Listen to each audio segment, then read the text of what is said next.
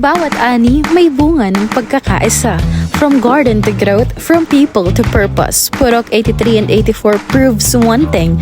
When a community stand as one, progress is not just possible, it's unstoppable. Purok 83, 84, the new Alam niyo po ba, nagtumayo ang aming community garden ng 2021. Yan. Kaya nga po meron kaming Antes Place, kung makikita niyo po. Yan. At enrichment, accessible, nutrient in time of emergency.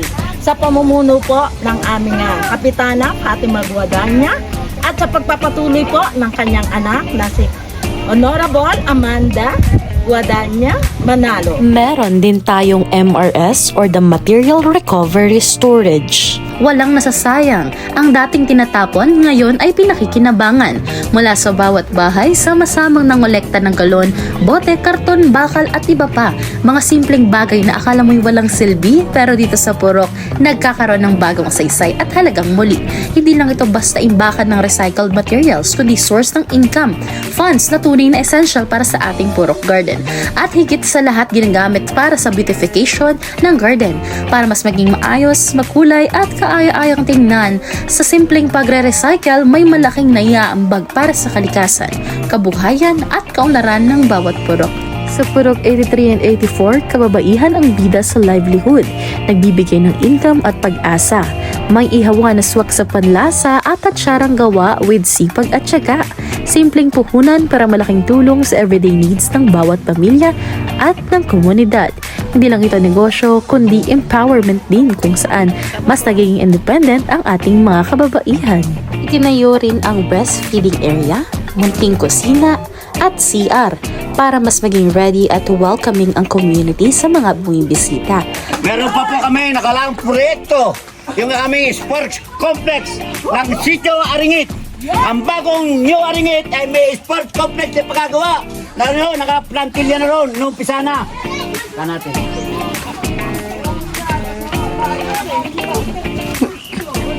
Finance 83-84. Ito po ang palaruan namin ginagawa.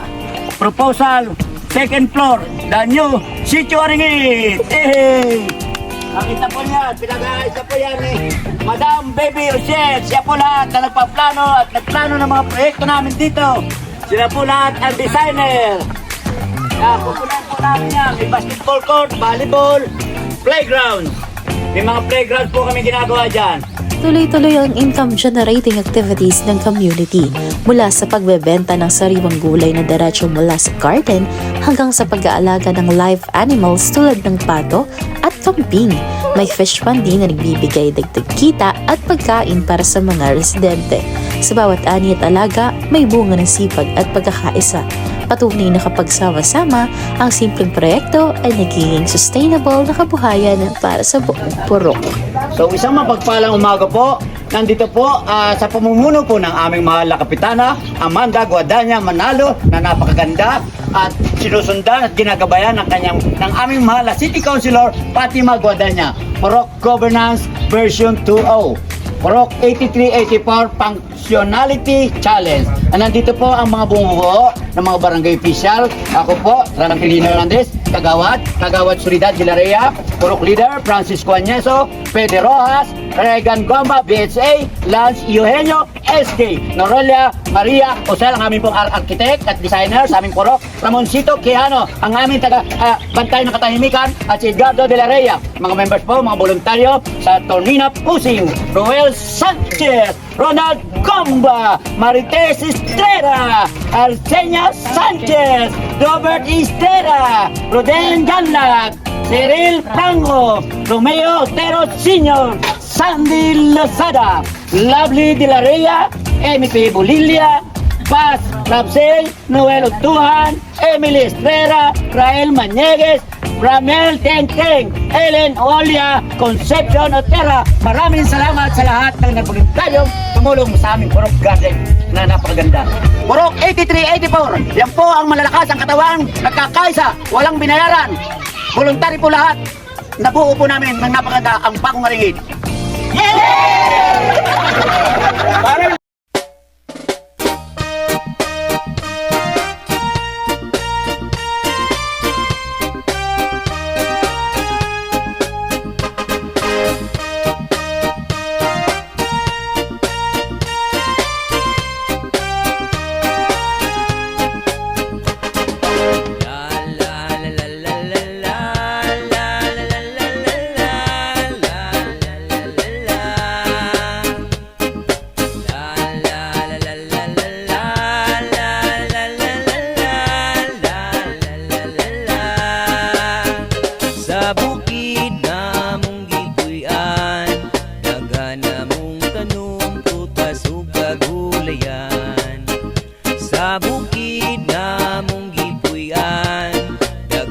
kalasangan ug dagkong kakahuyan.